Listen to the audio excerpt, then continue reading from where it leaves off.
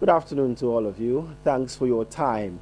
I believe you've been enjoying the exchanges from the courtroom, from the highest court of the land. That's our Supreme Court, with 9 presiding judges, in place. Very, very distinguished people, people who've had distinguished careers.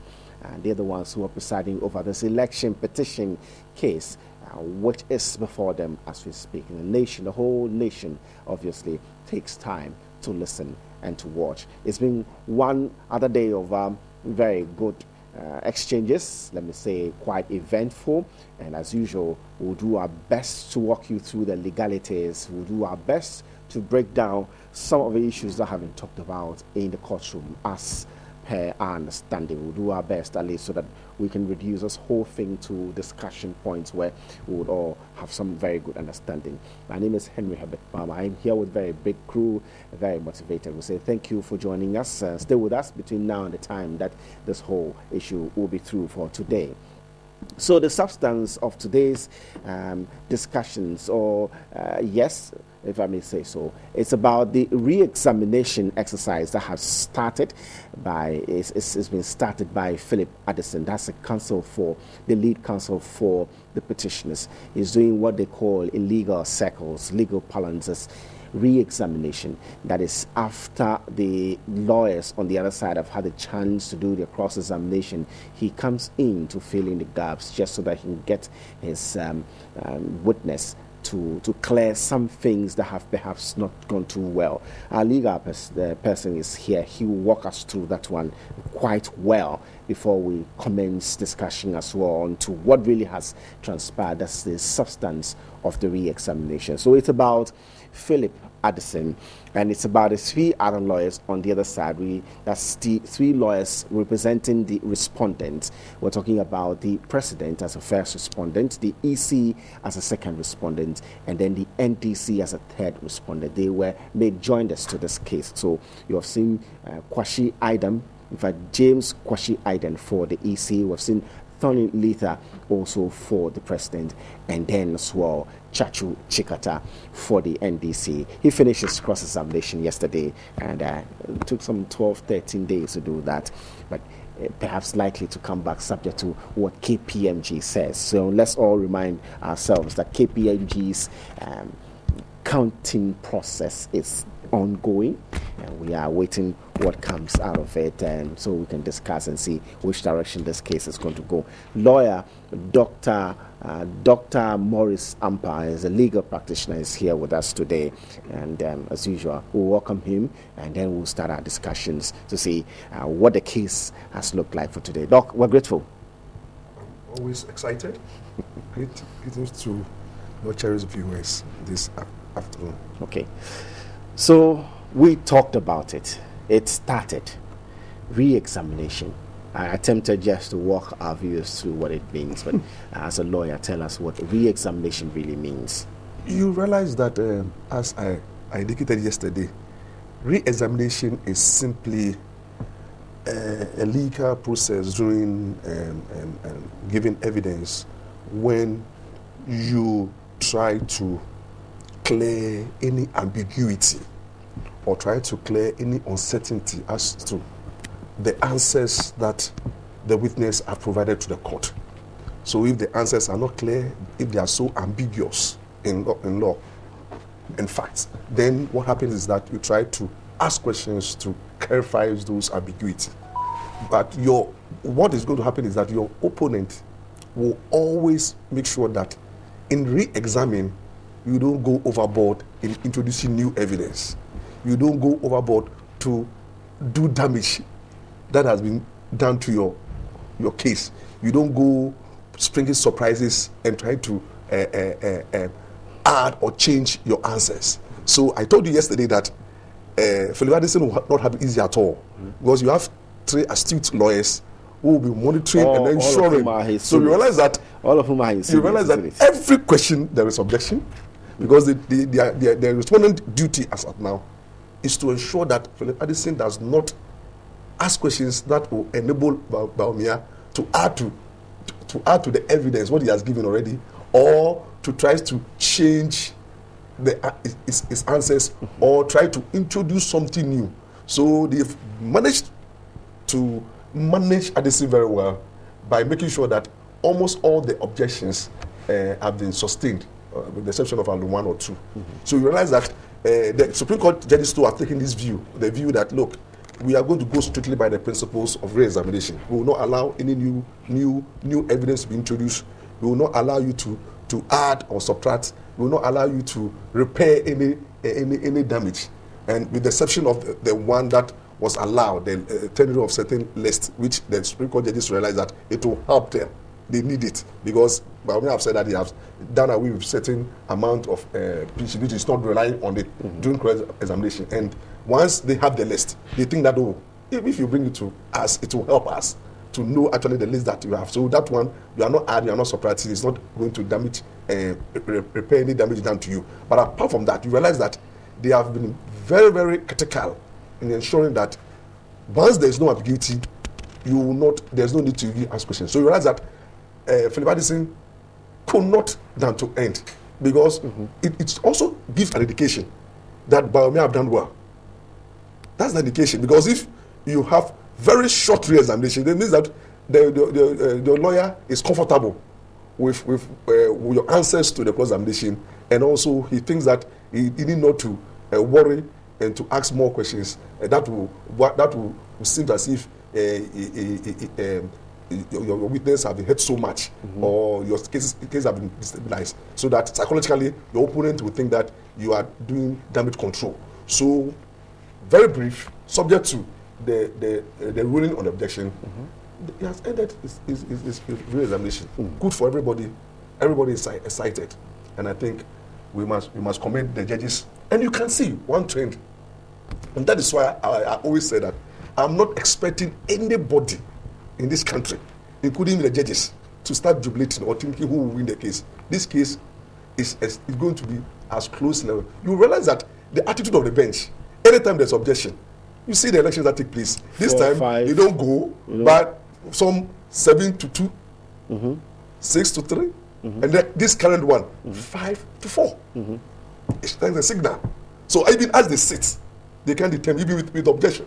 Everybody is having its own independent opinion. Nobody can influence each other. So that is how this case will go. Nobody except God can determine how this case will go. So I will be surprised if somebody, even looking at the proceedings and what is happening, start jubilating. Don't jubilate. Nobody should jubilate yet. If the judges cannot jubilate, because one person cannot make a determination, the presiding judge cannot make a determination, it is up to the final day where every individual judge will decide on his own and come and then decide by majority and minority decision. But picking on what you have just said regarding how close it's been, how different in terms of opinion and judgment we've had from the bench, it shows that these are very independent-minded people, isn't it? Definitely, because you see, before you become a Supreme Court judge, I've already told you, you should be a trained, somebody who have called to the bar, practicing lawyer. You should be somebody who have practiced for more than 15 years. And most of the Supreme Court judges, as they sit right now, some of them are almost 40 years in practice, some of them 35 years in practice. So because that's the only public servant who they will retire. They retire at the age of 70 years. All other public servants retire at the age of 60. But the Court of Appeal judges retire at the age of 65. But then the Supreme Court judges 70 years. So you can see that some of them have practiced for about 50 years almost, or 45. So they are well experienced. There is no case that they've never seen before. So when they are well experienced, except for this. They are well experienced and they are also very matured. Therefore, it is only the Supreme Court judges individually. Nobody controls them. You cannot interfere with their work. The Chief Justice only control them administratively wise, or supervision. But when it comes to deciding matters of making determination in any court proceedings, they are independent, and they have shown it. They have shown it that they are very independent, and every objection, hardly do you see multiplicity. People, there's no human way. You see that at least one or two will have its own opinion. That shows clearly that when it comes to law, if the law even is not settled, the law is about people's reasoning, your philosophy. All those things add to it. While some judges think that this objection will not do any harm, others will look at technicalities, or they will look at the interest of justice. Depending upon how you are looking at the issue, you may come out with a different reasoning and opinion. So we should applaud the Supreme Court judges. They are showing that they are their own men.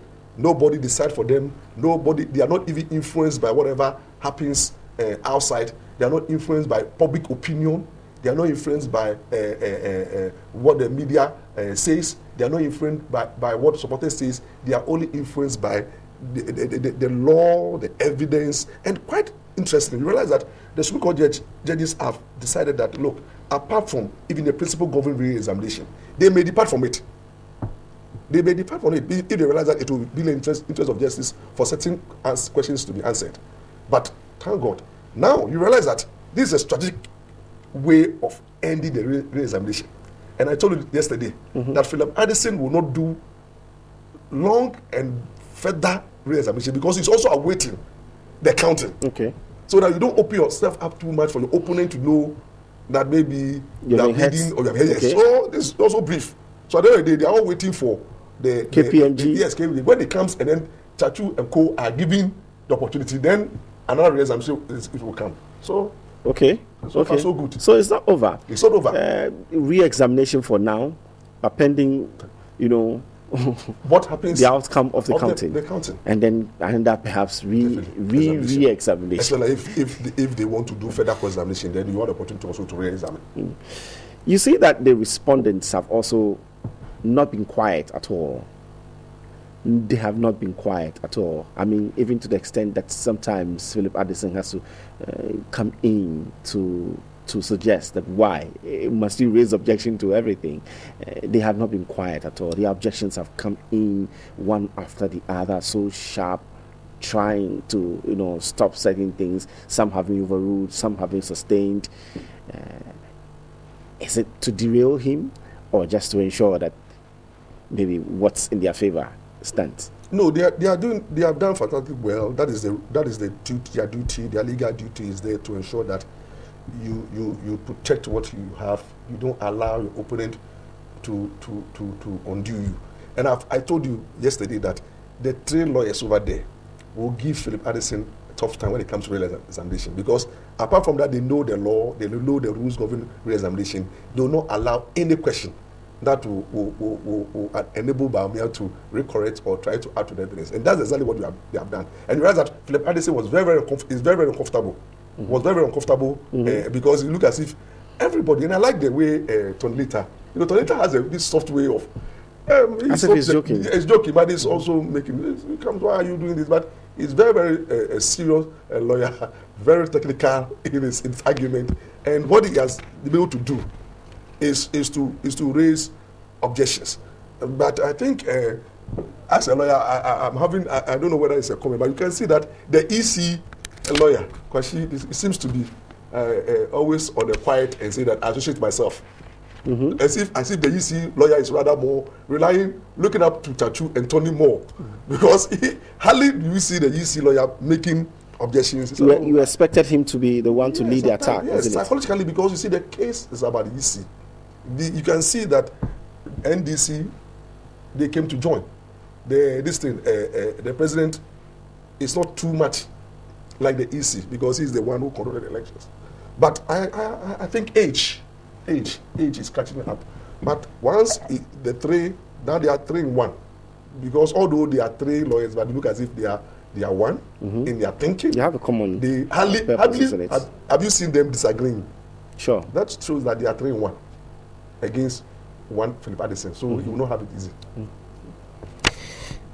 Then we have one objection that is pending, ruling about categorization. In fact, it looks like you're saying Philip Addison is trying to patch up, those little holes, and he's talked about some documents he wanted to tend in, which was objected to. I think that one was overruled, but I think for now it's to do with categorization, and Tony Lita keeps making the point that categorization is everything. It means a lot to this whole case. I don't know if that impression Oh yeah, he has a point there. But you see, what Philip Addison is also trying to say is that look, our evidence is based on the pink sheet, on the face of it.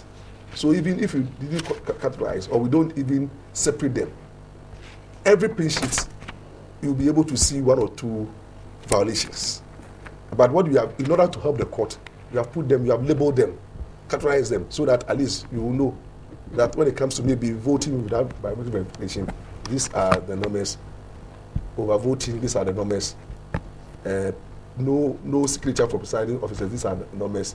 Serial numbers, all those things. I think what Philip Addison is trying to do is to say that look, there was difficulty because of the numbers of the pin sheets. When you are filing about 11,000 exhibits, so they may be mislabeling, and then so all this mislabeling has created some doubt, and they want to help to clear those doubts so that it will be clear for everybody, the bench, and then the respondents to know the various categories and how it goes. But to the respondents, they also think that, look, it is part of their case. That look, even if you are not able to uncertainly label your categories very well, and then when we ask you questions, you seems not to give us consistent answers. It goes to your credibility, and it goes to show to the court that you cannot be relied on. So they also believe that, look, whatever answers the man has given is good. Let it be there. Don't come and then straighten things, because when it comes to addresses, we can also use it and say, like, the man said so much category in A, but now it's not able to achieve those categories. So it is a very interesting thing. But you see, the attitude of the bench right now is to go out there and look at what Philip Addison is trying to do. First, they want to find out whether he's trying to introduce new evidence, he's trying to elicit new evidence, he's trying to help the case of the witness there, whether he's trying to ensure that any damage that have been done in respect of the categories. They have to look at that one. They look at the objection to what does the objection seeks to do in the interest of justice, balancing the two. If it will not do any harm, just trying to help and assist the court to know the various classifications, then they will not have any difficulty in coming out to say that, look, the objection is overruled. But when they realize that it is likely to affect the credibility of Dr. Bawumia, it's likely that Philip Addison want to do damage control, then they will not allow. But it's a strategic game that's been played here.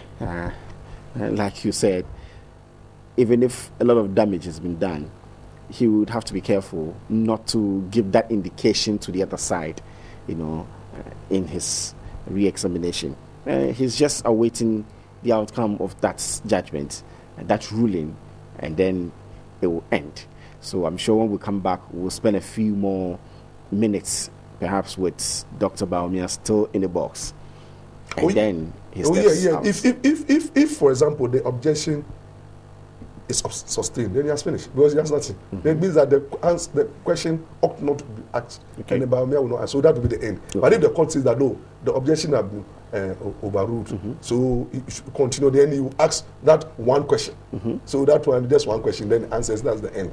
So it will not be long before Dr. Bawumia leaves the witness box, and I'm sure Bawumia is leaving, but there's a caveat subject to what will happen. KPMG's so he's leaving temporarily. Let's pray. Let's find out. Let's pray that, I don't know whether after the ruling the Supreme Court will continue, and then this thing, Philip Addison should be able to tell us whether they have other witnesses today. That they want to bring in. That's if not, then he will tell the court that then they are waiting the counting, so that they will end. That will be the end of their case.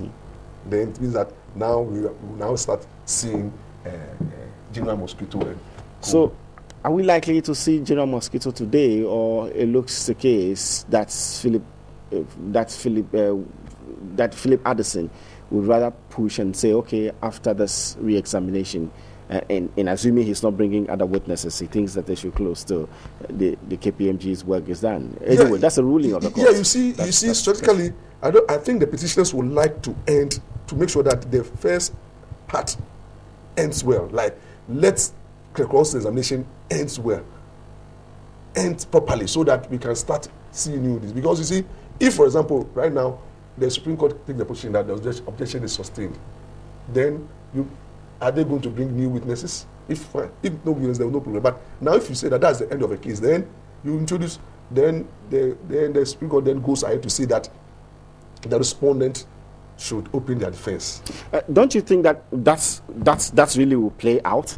Because after, assuming they come back, and he doesn't want to admit other witnesses, what it means is that General Mosquito will have to mount. We'll get into a witness. I don't think both parties will be comfortable with that. To start that today? Yes, to start that today. Because I think what is likely to happen is that immediately they come out and then the objection is sustained. Then Philip Absi have to tell the court whether is bringing on board another witness. That's very, very important. Or whether that is the end of their case. He should be able to tell us. From where you sit now, I don't know if it's possible to work our way through his mind and find out, as the case has been presented now, would it be advisable to bring in a couple of witnesses, perhaps to strengthen the case, or no? You see, the interesting thing is that with this particular proceedings, which is very unique, you have a new rule govern the old proceedings, and it's more based on affidavit evidence. So it's like you have so many evidence already admitted, and it's already there in the form of affidavit. So whatever witnesses, whatever they want to say is already there. So rather the Supreme Court have taken the position that we have enough witnesses, testimonies from the affidavit. So they can decide to say that that's the end of their case, because almost all that they want to say have been said in the affidavit. Unless they think that maybe but there's a loophole that they think that ought to be filled. So let's bring in one person to come and fill that loophole. And say, my Lord, maybe we want to bring in maybe one person who will come and come and corroborate whatever I may have said, or come in. That person will be there purposely for a strategic reason, maybe to go and strengthen certain areas that Bahrain did not do well. But as of now, there are a lot of evidence before the Supreme Court in affidavit evidence that I think the petitioners will not like to bring in more evidence. Because when you introduce, the petitioners are more interested in a speedy trial than the respondent. The respondent think that we are defendants, we have nothing to lose, because after all, the president is being already in office. So there's pressure on the petitioners for the case to come to an end, and therefore they will not like to bring in witnesses, because when you bring in witnesses, you go through about 20 something days cross-examination. Because the moment you finish, you have Tony Lita, you have Kwashina, and then you have Chachu cross-examining. So it's a guesswork. I think they might not venture. It will not be too prudent to bring other people. Not prudent, but it's like it depends upon what the next witness is going to say. But when you allow that witness, then you allow cross-examination to continue. And we're going to see 3 more people in addition to that one. But then it means that today's hearing is likely to end early. Oh yeah, definitely it will end early because of you see, the judges are already tired. Within 30 to 1 hour, look at the objections and it was not easy. They have to consult each other. So they are already tired. You know, when they raise objection and they are ruling is like writing exams. It's not easy. So it takes a lot from them. So although it has been brief, but it's not easy for them. So I don't think they would like to depend upon what Philip Addison will say, or depend upon the outcome of the ruling, and then also what Philip Addison is likely to tell the court as to whether they have closed their case or they are about to introduce another witness. Then the court will take a decision either to adjourn the case till the counting, until we have the results of the counting. And that one, they've indicated is to take about 1 week or 2 weeks. Then they can adjourn 2 weeks for the first time. Because these days, you like the trial is about every day, then they break on Friday. But if they want to make sure that the petitioners finish their case properly, then they can give 2 weeks so that the county will come and then we finish with that. And we know we have a fresh day for the Asodi. If he's going to represent the president, then fresh day, they want to receive fresh evidence from the respondent. So I don't think today we are likely to go through the normal proceedings we are always for. Because Philip Addison have been very, very brief. Very, very brief. So we are all excited. Okay. But what goes into a ruling? You said it's like writing an exam. Is it the case that you can't just vote and walk away, but you must give reasons for what? Yeah, when you are giving ruling, when it comes to legal matters, you must have something in mind. Your ruling is not only a mere ruling. It adds to the development of the law. It becomes a precedent, case law. In order, it becomes example. That's what we say, an example for other judges to follow. And under our jurisprudence, that's our law, our legal system, the Supreme Court decision on point of law is binding on all other judges when it comes to law. So whatever the Supreme Court decide on point of law, all the courts in Ghana are bound to follow. So Supreme Court need not to make mistakes. You have to be very careful because your decision is a law, it's a case law for the other judges to follow. So they must be very, very tactful. Look at the law, look at the principles, look at what equity, look at the examples you are about to give for the other judges to follow. And you know, it goes to the record books because when you make a ruling, it is at times reported in the law books. And then you have this case also being watched on the internet, you know, the international dimension. So the very many objections that come that either gets overruled or sustained, each time you join in the voting, you have to give reasons? When it comes, yes, shortly. You give reasons. You can give short reasons, but in this scenario where they are sitting, they just write that objection, and then at times you can defer your reasons. You know, you can defer your reasons. The reasons will be given later. But you see, when it comes to at the end of the trial, there's a record, and then a record of proceedings, and then a judgment. Everything you see being recorded. Reasons for the objections sustained or overruled. All these things come in. But when it comes to writing rulings of the Supreme Court judges, I have told you that they are very, very highly respected because, one, they are bounded on all the courts in Ghana when it comes to law. Two, they shape the law, the thinking of and then the law students also rely on it. And then they also have to know that once you rule, the Supreme Court judges, you are not the only person who is going to be bound by it. People are going to read and then criticize. You see, you have the right to criticize the reasoning in the ruling, but not to attack the personality of the judges. You can disagree with them on issues of law. And then when you disagree with them, let it be based on law, not on personal attack. Don't write and attack the judge that the judge is biased, the judge ruling, like insulting the judge ruling doesn't make sense. You don't use words like that. Attacks in this ruling, I beg to differ. You can be cited for contempt or what? Yes, it's contemptuous. You see, you beg to differ. You see, it's wrong, for example, if when I appear before a judge, and then a judge make certain orders, and then if you want to challenge a judge, you don't use the word and say, my lord, you are wrong, or my lord, you don't know the law, or my lord, this ruling doesn't make sense. No, you say, my lord, I beg to differ. My lord, this is your opinion, but I beg to differ in this aspect. I think. Then you see, because I know that the judges are human beings, as rightly pointed out by this Atukuba in this case, that they are human beings and they make mistakes because judges are not all. At least most of the judges they were being taught by some lecturers who are still around. Those who taught them are there, and they are not all knowing. The judges are not all knowing. They also read books, and they listen to me. Also, they are affected by whatever you see. They eat the wachi that we eat, the bangu that we eat. The economy affects them. socialization. Any judge who goes to church is affected by your religious principles. So when it comes to issues of even judgment, the philosophy of the judge, the belief system, and then what the judge is used to normally goes into. So if, for example, if you have a judge whose daughter have been raped, or a judge whose wife have been killed in a car accident, when the matter comes before such a judge, you know how the seriousness of the judge is. But if you have a judge who is a womanizer, a judge who has also committed rape previously before, when issues of rape come to the judge, you see that the judge will also be uncomfortable. So they are human beings, so they don't write judgment from heaven.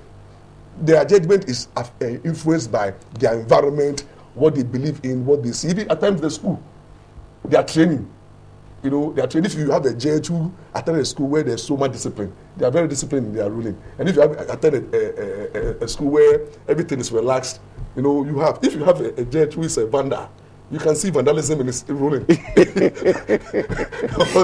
will not take kindly. No. Vandals I'm a vandal. Okay. I'm a serious vandal. And so vandals are very, very disciplined, but you can see that you are very radical in telling the truth. Okay. And then I think Enim Yewatu is a vandal. So you are very radical. Vandals are very strong and radical when it comes to the truth. But I'm saying that your belief system normally affects your ruling. But at the end of the day, with the Supreme Court, they are very cautious in deciding because it will be a precedent for the other courts to follow on questions of law. Interesting. Okay, so let's come back to the courtroom once again and look at Asiedu Nketia. He's representing two people. You see, I personally, this is my view. This is my view and my opinion. I'm not comfortable when I see Asiedu Nketia representing the president and the NDC. It clearly shows that the Supreme Court should have looked at the issue of the Georgia. Because if you are saying that NDC ought to join because their interests will be affected, then let's see somebody representing NDC. Let's have three faces. Let's have somebody represent NDC. But if Asiedu Nketia will represent the president and then why do you bring NDC in? You see, so it will not make the cross-examination very interesting. Because what is going to happen is that immediately you finish cross-examining Asiedu Nketia, then he goes to sit down, president. Then the EC will bring, then later we'll see the same Asiedu Nketia coming in. What kind of cross-examination? So can't you take the two at a time? If you take the two, it will not make the cross-examination very interesting. Because Asiedu Nketia is likely to say exactly what the president will say. The president, so that clearly shows you that the minority decision in the Jonda, when the issue of Jonda that NDC filed to join, the minority made a clear statement. Their ruling is that, look, the Jonda of the NDC will not change anything because they are being represented by the president, who is the leader of the party. So if Asiedu Nketia ends up representing the president and at the same time representing NDC, what has he done? It means that for you, it defeats the purpose. Yes. So you'd rather they bring some other. But can you imagine the president being represented by any of the people in Castle? Now it's Fractal House. Any of them, maybe the chief of staff. You know, to bring a new face. Then we see Asiedu Nketia last one, but Asiedu Nketia president, Asiedu Nketia president the NDC. See, it will not make the and then he's likely to have problems.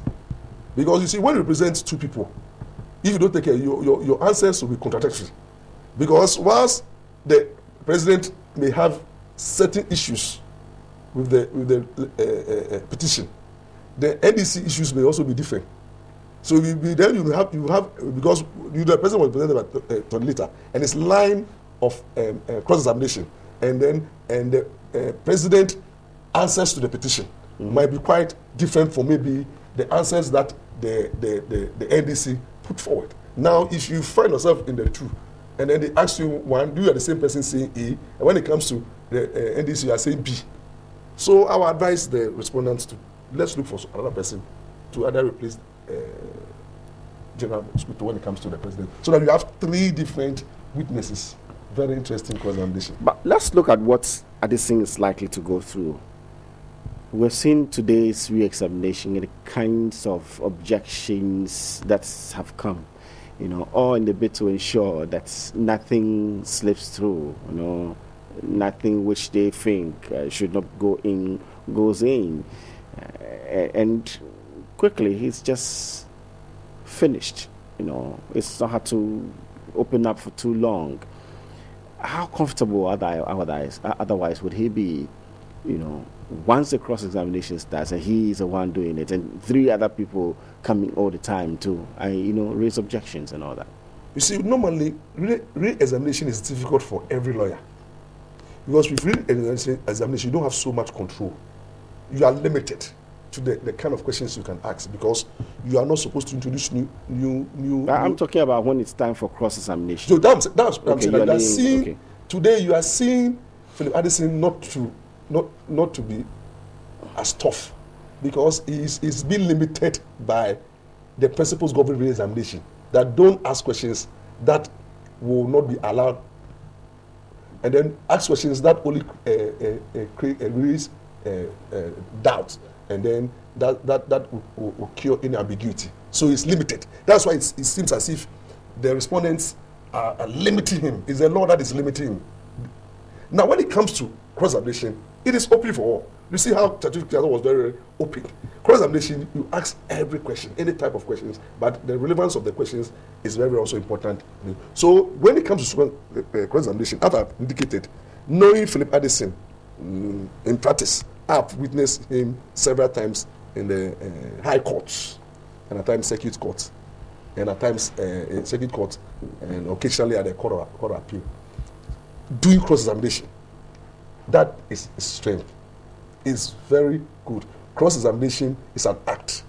It's an act. If you develop the skill, you know. So I have seen him, and I know that he's very strong when it comes to cross-examination. With that one, your objection will be weighed.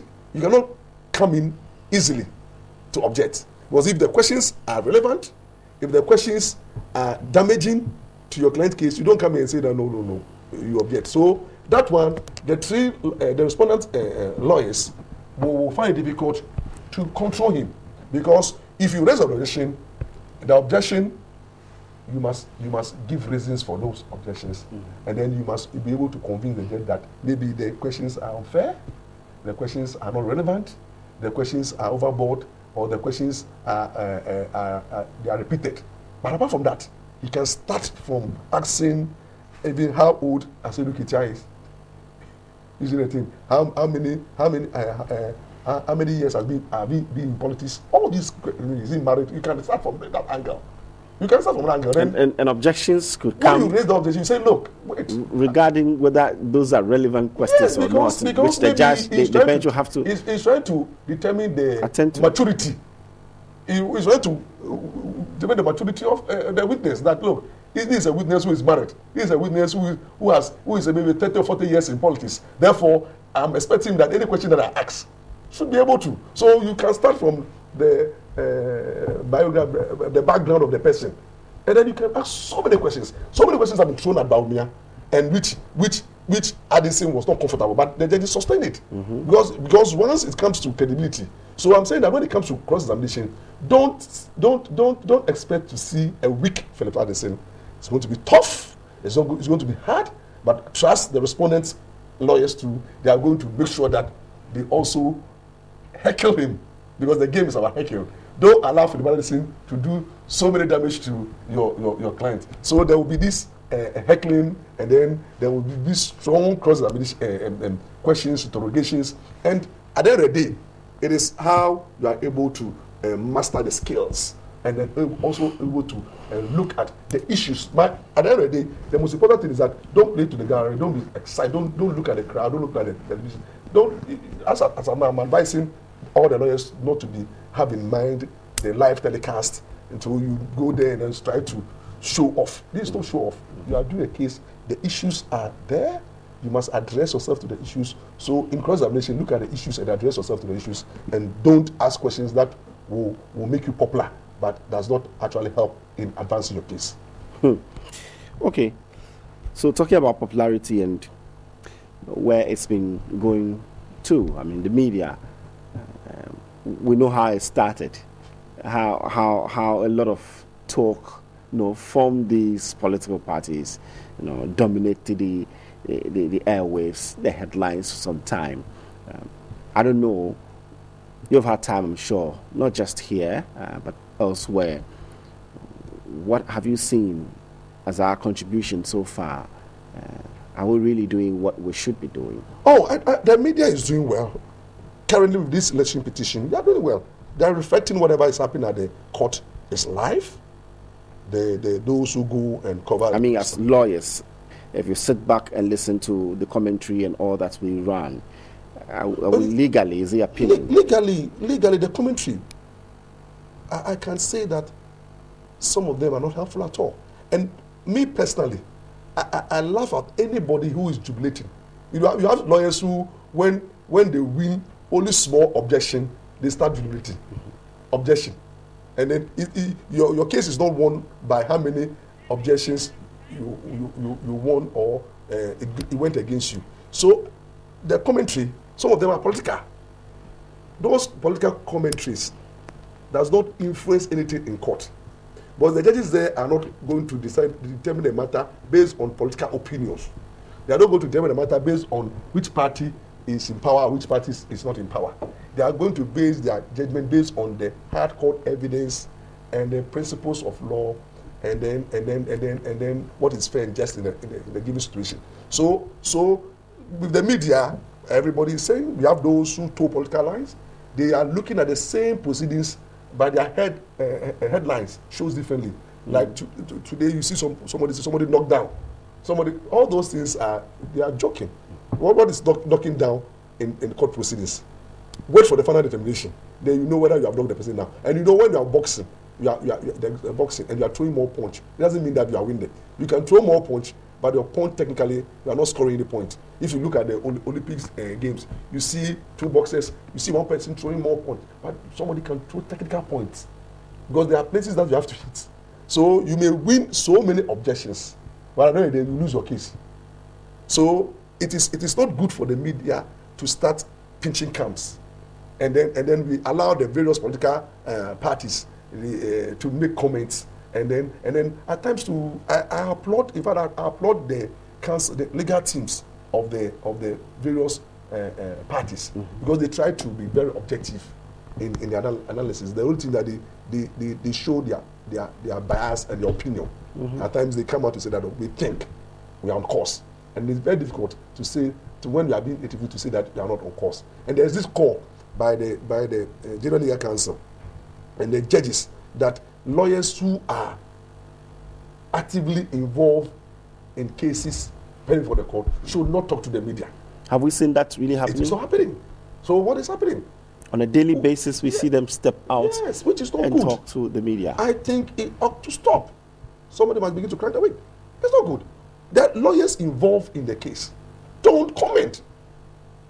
You are prejudicing the matter. Because at times you have a situation where you see immediately the court goes on recess and they are about to they are about to make a ruling. You see the lawyers from both sides, some of them articulating and then coming out with the ruling, and they think that this thing will go here or that. You don't predict. As a lawyer in the case, you don't predict the outcome of any ruling. You can share your opinion, but then you end up by saying that it is the decision of the Supreme Court that remains superior. So I'm not comfortable. I'm only comfortable with those who are telecasting live, because for them they are showing whatever happens in court, and their various commentary. It's difficult to sit here whilst everybody is seeing what is happening, and you are running. This is not a football match where you run commentary and people are watching the proceedings. So whatever you are saying is something that should reflect whatever is happening. So we need to do more than what we are doing. We should stop making unnecessary comments. We should also stop prejudging the matters. We should not be partisan in the way we analyze things, because partisan or no partisan, the decision will not be based on political opinion. It is more based on what the judges think that is good in the interest of justice. So I believe that so far so good. Some of the newspapers are not doing well with the headlines. Some of the media houses in their commentary, their phone-ins, and especially because some of the political parties have started towing party lines. They allow the ordinary person on the street also to understand the proceedings based on their political thinking. than what actually happens in court. There are people who are not even watching the proceedings, they don't listen, but they listen to what their political parties leaders are telling them, which is very deceptive. Because as of now, nobody should start jubilating. The case. Perhaps the Bar Association needs to do more. Yes, the Bar Association must come out. In terms of helping the media to understand things better. They are doing well. The Bar Association is doing well. But I'm saying that those who are involved in the trial should desist from talking to the media. If they are your members and yet they're not listening to you.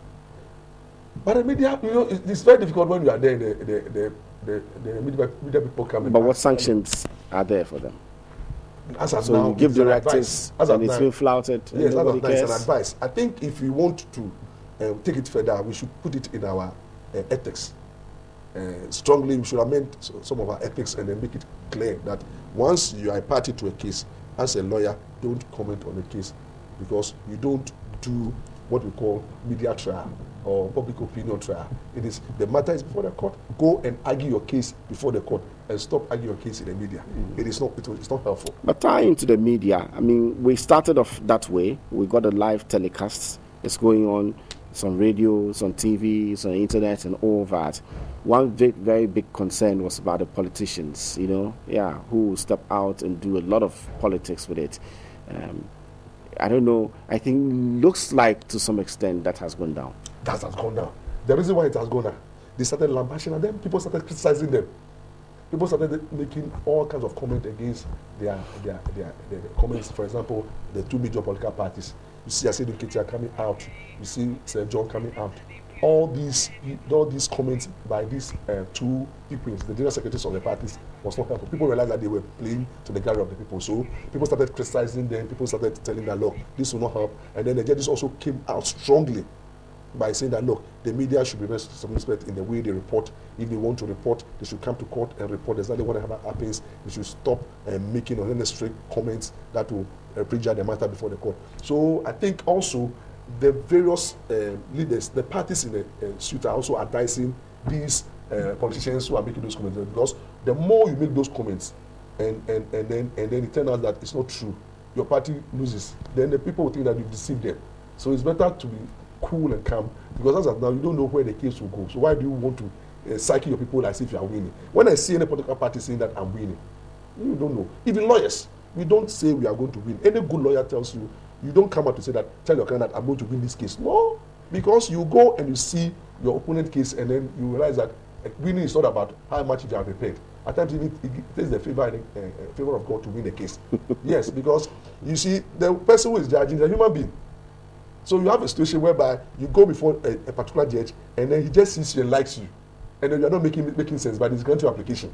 And then somebody will go and you are doing all the nice arguments, all the legal people, and the judge looks at your face and he's not ready to do anything for you. You see, I can't remember, let me tell you, sorry.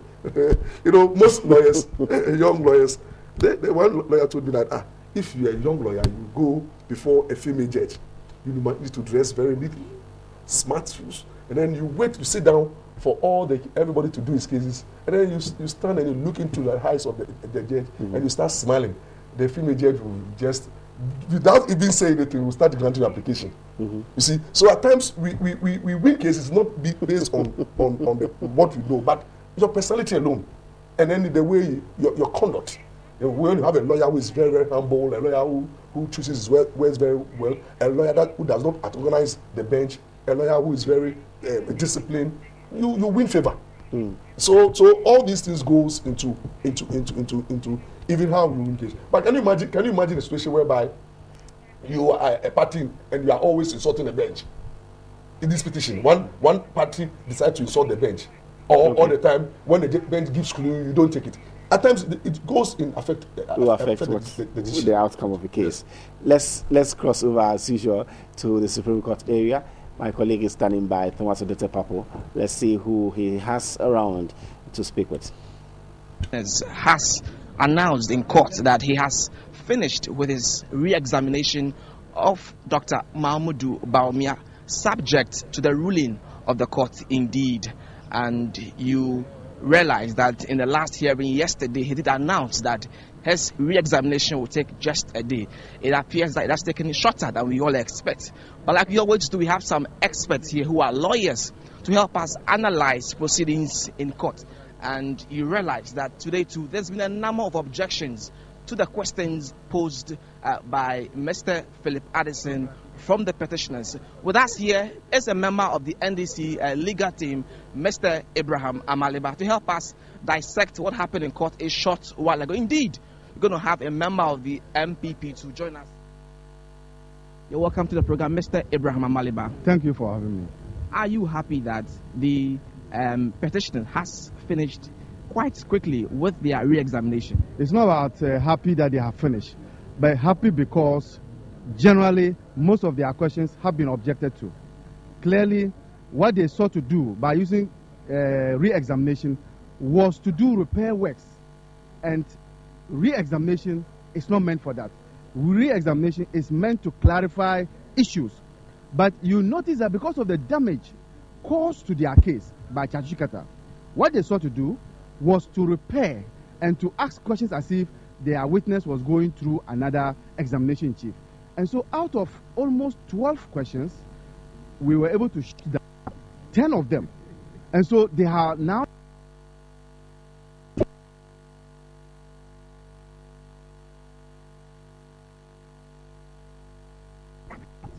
and 5-4, am I mistaken? 5-4 like what? You shot down 5 of them. No. They had 4 of them. No. You were not counting well. Right. Indeed. Help me with the count. They got 2 objections from our side overruled. And out of that, we got 8 that were sustained. Indeed, we now have another one which is pending. And when we return, the judges will give their rule on it. But basically, what this shows is that they have constantly indicated that Chachikata has done no work. And so Chachikata wasted everybody's time. But we see from their cross-examination that they are trying to even reopen their case. In their re-examination, they sought to even tender documents, but the court denied them that. It is because of the fact that Chachu has caused a lot of damage to their case, and so they wanted to do some repair works. And I'm sure this amounted to going to the Swami magazine and trying to make repair works. Today, their case has been flattened by the fact that most of our objections have been upheld by the viewers. We are joined by a member of the Dankwa Institute, Mr. Gabi Otredako. You're welcome to the program, and thanks for joining us. It appears that your colleague on the other side thinks that they have shut down all of your questions which you sought to ask the witness. Well, first of all, what is re-examination? One, you are limited to asking questions on matters that arose during cross-examination, okay? And then to seek clarity and clear any ambiguity that might have arisen. And also, if there's any attack on the credit or credibility, if you like, of the witness, you are allowed to correct that. Now, for the court to sustain an objection to an attempt to clarify or explain, okay, for the court to sustain objection is to admit that the matter has been sufficiently dealt with by the witness, okay, or was sufficiently dealt with during the examination in chief. That's really, it's as simple as that. And if for instance, Philip Addison sought to bring in the analysis which would have determined that there was no double counting, okay, the court said no. But if you remember, in the beginning, the court allowed the 705, the list of 705 that the petitioners were no longer relying on, to be tendered. So once that happens, it means the court knows what you are relying on and what you are not relying on. So they just have to take it out of the lot, and then the analysis becomes automatic. Right. And then once it gets to addresses, all you have to do is whatever clarity that you sought to push during re-examination that was not allowed, you just put it in addresses. So I'm not too sure why my brother is getting overly excited. Mr. Amaliba, Gabi thinks that your overexcitement, or I should say excitement, it's much ado about nothing. I said over because I want to use my own words. Because the court is saying that indeed what Dr. Bawumia said in his evidence in chief and during cross-examination is indeed clear to everybody, and the fact that the court thinks that it is sufficient, so then you didn't shoot down anything at all. So if there's no ambiguity, what do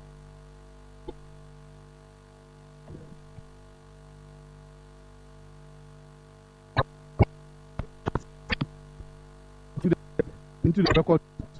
Now, if you have law on the other side trying to ask the witness to clarify something when there's no ambiguity, because cross-examination would expose the witness, would draw out inconsistencies in his response.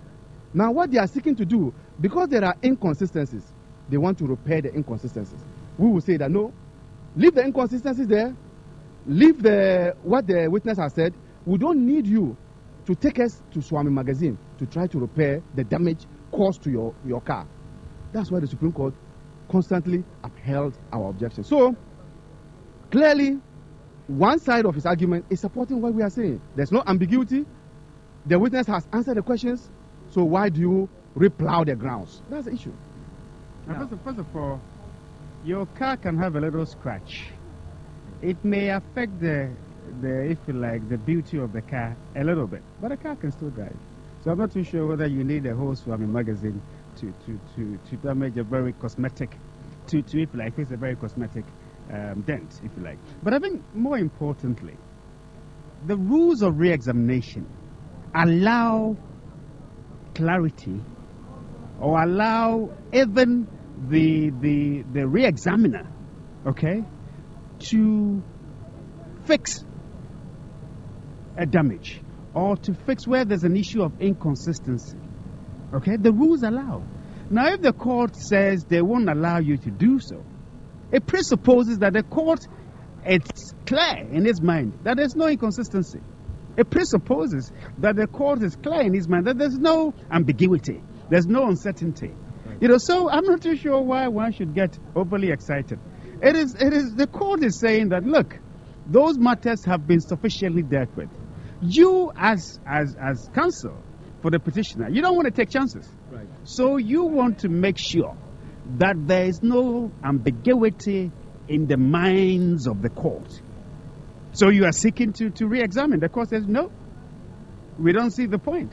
So I want to react to that. You see, if an inconsistency is clear, you don't attempt to want to ensure that it becomes consistent.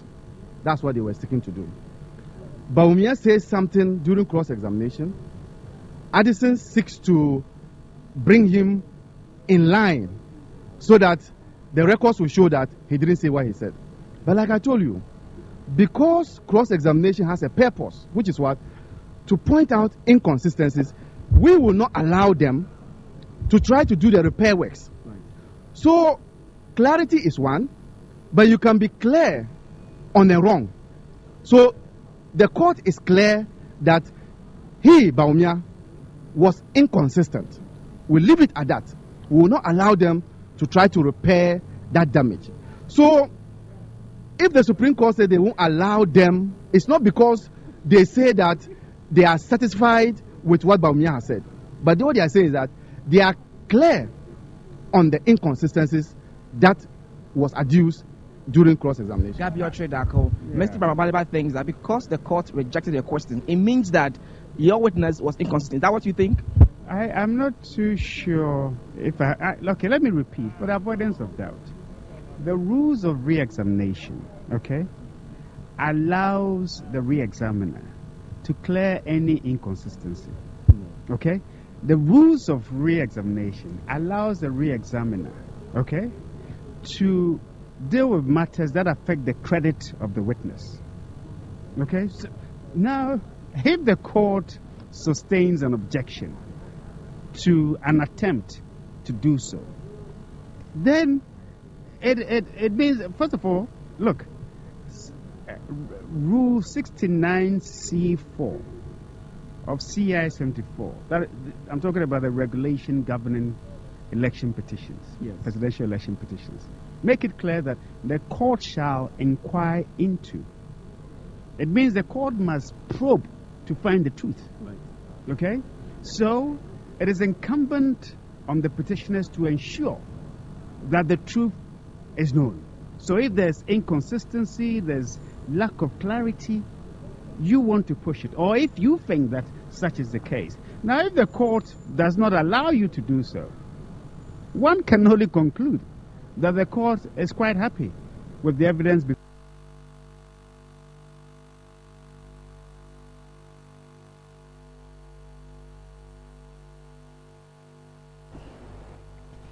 Okay, so we will listen to our two legal practitioners, Amaliba, and then that's Abraham Amaliba of the NDC, and then Gabi Daku, also of the NPP. We've heard their interpretations of what's happening in courts, the sustaining of objections, overruling of objections. They belong to different camps. They are giving different interpretations to it. It's all about the re-examination today. Lawyer is here, will help us understand them a few more minutes, and then quickly we'll take a break here. You heard them. Objection, whether I was sustained, whether I was overruled. Everybody seems to have their own interpretation of what's happening. I think both lawyers are right. Whatever they said is the law. But you realize that they wanted to score political point by saying, when you say that you are happy because you have shut down, you don't know what was the mind of the tribunal, that's the judges, when they didn't allow those examinations. It may be that they are clear that whatever you want to ask, they know, or they know what to them is not proper. So what the two lawyers are saying makes sense. They are talking, it's the same law, but the twist is that one person seems to be happy that I've shut you down. But it's too early to say that you shut somebody down. I understand they're still in that conversation. We'll go over and still listen to them. So Gabi and Abraham Apaniba. Today, yes, they just announced that they have ended their cross-examination pending the ruling given by the court. One will resume. We would expect that if the court is minded, we will take Asidu Nketia, and we have in Asidu Nketia a smart and credible witness. Gabi? Well, I haven't heard him say that as soon as he hears Asidu Nketia as a mercy-in-chief, he's prepared to die. So I'm grateful for that. At least this one. Thank you very much, gentlemen, for your time. Viewers, you heard it first here. Mr. Asidu Nketia is likely to mount the witness box this afternoon and testify in court because of the fact that, indeed, the petitioners have finished with their re-examination. So we're going back to the courtroom to listen to the ruling of the 9 justices, and then we are likely to have Mr. Asidu Nketia, the General Secretary of the NDC, mount the witness box, testify. Interesting as it may. Was there, but I guess the thrust of his submission has been quite captured quite clearly, isn't it? So yes, let me come to Doc here. It looks like that hurdle has been scaled. We're not likely to see witnesses, other additional witnesses. That is, if we got the thrust of that discussion, the tail end of it, they're not likely to put forward other witnesses. We can't rely on them because none of them there are the leading counsel. Okay. They are not leading. But they belong to those camps. Yes, so but maybe some discussions. Officially, to some you have discussions. to hear. Officially, you have to hear Philip Addison. Okay. Announcing to the court that, my lord, that will be the end of our case. So we need to wait for that official pronouncement. Then we know that that's the end of the case, and then the Supreme Court will then decide whether they are prepared to take on Asidu Nketia today. So the decision is entirely yes. You cannot say that you want. They can say that no. Let's make it tomorrow.